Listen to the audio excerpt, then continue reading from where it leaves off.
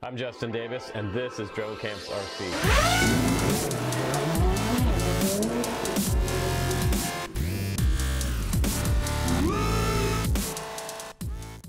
Zoom, there it goes. The ZULU Mini is right here in my hands, and I have this full package right here. I don't have the monitor version. I have the Diversity FPV goggle version, so everything you see here is included with the exception of these goggles right here. These are my personal ones with a DVR on them. This has everything inside the box that you need to get started flying FPV for under $100, which is kind of crazy. If you use the coupon code below, you'll be able to get a discount on this one. But this is going to be the family episode today, and I'm calling it the family episode mainly because we're going to go outside, have a little bit of fun, fly this little quadcopter. It's pretty much something that anyone can fly. So if you have young kids or you have a girlfriend or a wife, you want to get into FPV, put this in their stocking next year or for their birthday or an anniversary gift. You can fly together as a family, have fun. If you had a bunch of these, say you had 4 or 5 of them, you could race 4 or 5 of them at a time by switching to different channels on the FPV transmitter. And it's actually pretty durable. I did crash it and it landed in the snow quite a few times. I took it outside to a really nice little park near my house. So let's go ahead and get some batteries on the charger, guys, and we'll go out to the park and we'll have some fun with this little ZULU Mini.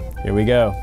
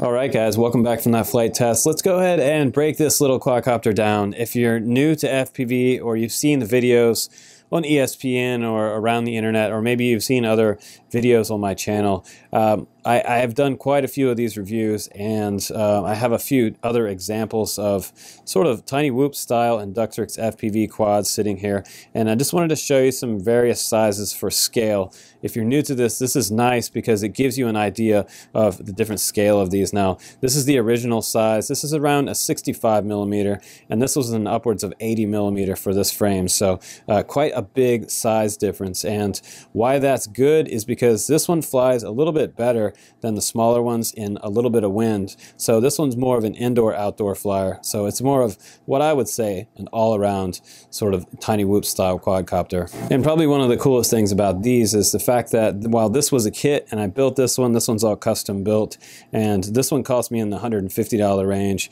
And this one also has an FPV camera on here, plug and play motors on the bottom, just like this guy does. So if you do have a motor go out, you just pop one of these wires out on this harness right here and plug a new one in. So it has little mini JST connectors. They look like there are 2-pin connectors on each side. They're color coded, so no big deal if you need to order some new motors. And these motors look to be like 10 millimeter to 8 millimeter motors, so they're a lot bigger than these original 6 millimeter motors. You're going to have 3 times the power that you would if you had an Inductrix FPV with this guy. And the range on this quadcopter, let's just go ahead and start talking about some of the pros of this quad. Maybe we'll talk about some of the cons as well, since we're going to keep this review honest. Now, from the side, you can see right here this little antenna coming out the back.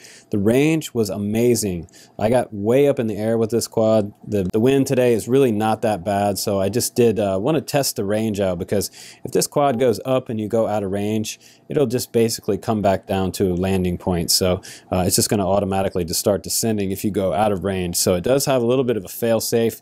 You can also set that fail-safe to just drop out of the air if you lose total signal from your radio. Now, the other antenna on here, this one is sending your video back to your goggles from the quad. So you can record your videos if you have some type of an external DVR, which this setup doesn't have, but you can always add on that later if you'd like to. And speaking of adding on stuff later, it's really cool that you can use other FPV goggles with this quad, mainly because it's running 5.8 gigahertz, which is pretty much the standard in FPV racing. So whenever you're ready to move up from using the goggles that came with it, that you got in this kit, you can move up to something that's $300 to $400 with the full DVR, and it has some micro SD card on here. These are my Sky O2s by Skyzone, probably pretty much my favorite goggle right now that I use. I'm also going to try to review the Sky O3s coming up on the channel for you guys soon. But if you're new to this, what I want you to notice about these two types of goggles, while this one is a $300 set of goggles, it does have 2 antennas on it. So I have diversity on these goggles, and this one also has diversity. You can see it has 2 antennas here,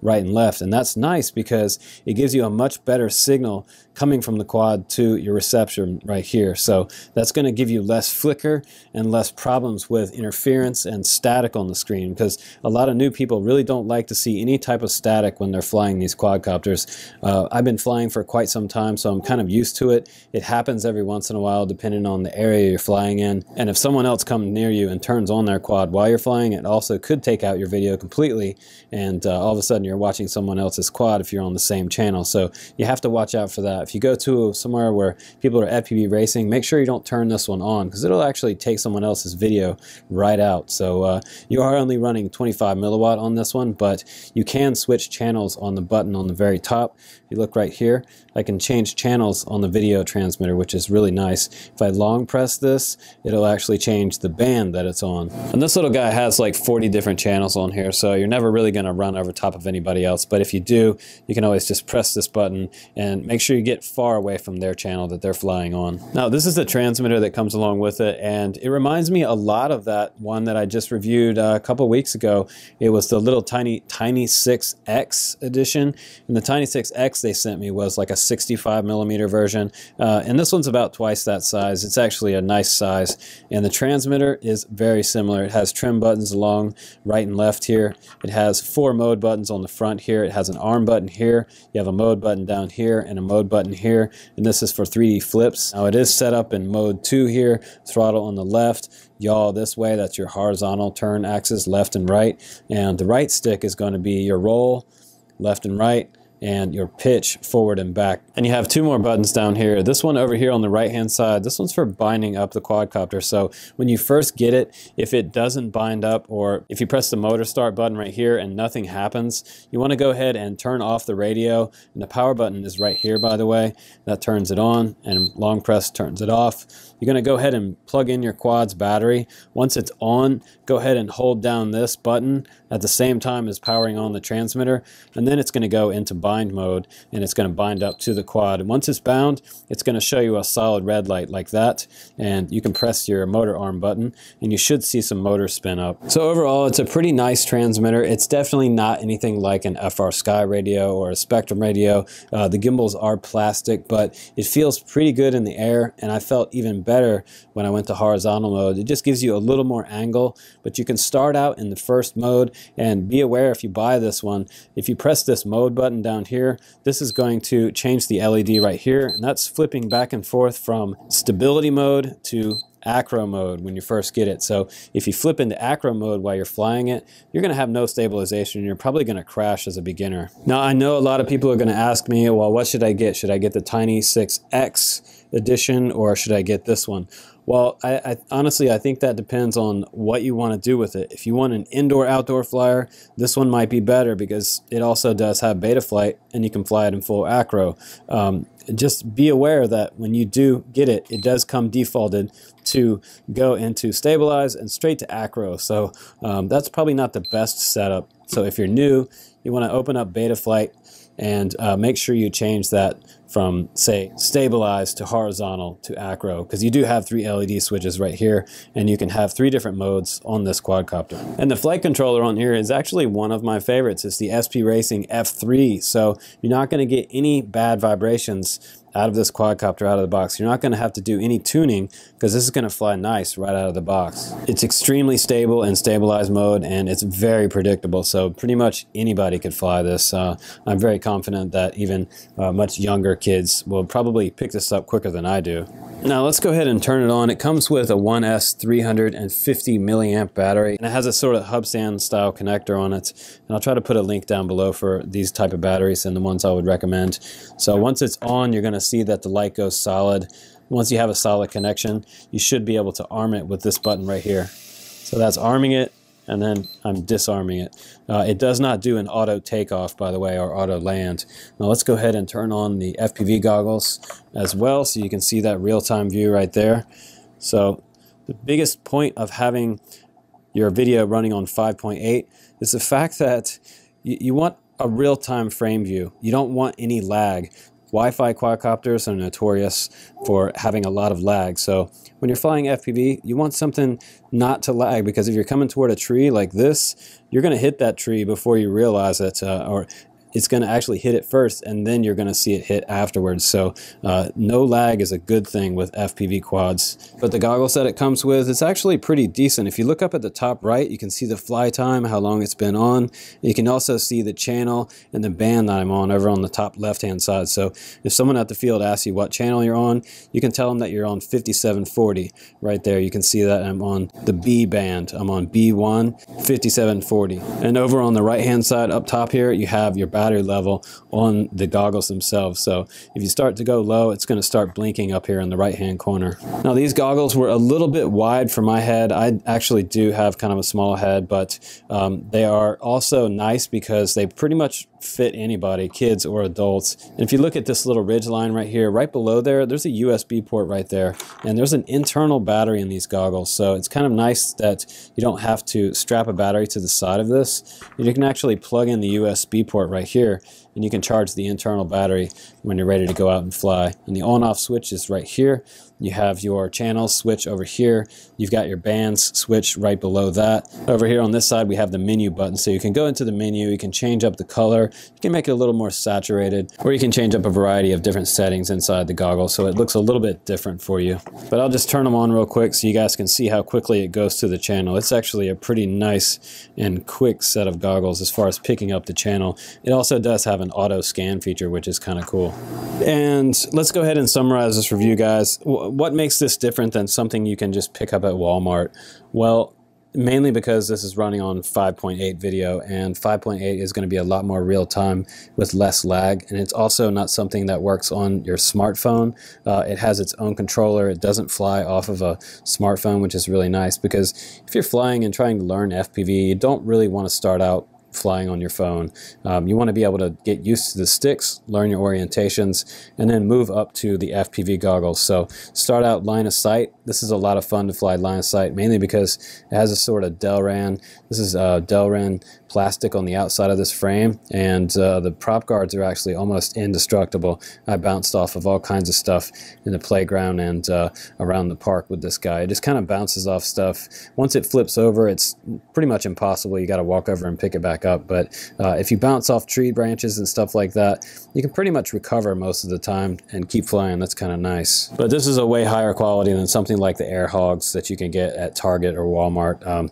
This is just superior to that. It's also running on 2.4 gigahertz for the transmission system, and this antenna is huge on the back of here, so I was able to get out several hundred feet with a tiny whoop style quadcopter. That's actually pretty good, and the video didn't break up that much. If you guys saw and look back in that video and watch that video again, I had a lot of fun with this little guy, and a lot of people that were there I was talking to, they thought it was really cool too. So this is a fun one for pretty much all ages. And also, guys, I wanted to show you this. It does come with an AV cable right here, so this AV cable can plug in right here, and you should be able to get your external video into here. If you wanted to watch a movie or something like this, or do some VR stuff with these, you can actually plug in any type of little RCA cable, and then you can watch some other movies or videos on this, because it also does have a built-in speaker, which is kind of neat. But I really do love reviewing these, mainly because they're pretty accessible to anyone and they're not super expensive. Some of the parents that I was talking to today at the playground, they were pretty amazed at the price of this one and how much the batteries cost. I think that maybe the con of it would be that I wish the batteries just flew longer. You know, getting like 4 minutes is okay, but in the colder days like today, I mean, maybe I could, if it was warmer, I could push 5 minutes on a larger battery. And I also tried like a 650 milliamp 1S battery. I just put a little piece of Velcro on the bottom right over top of this part right here, and I was flying at least 4 to 5 minutes. But it's also 30 degrees out today, so it's super cold out, and there's snow everywhere, and that's the way it goes in February.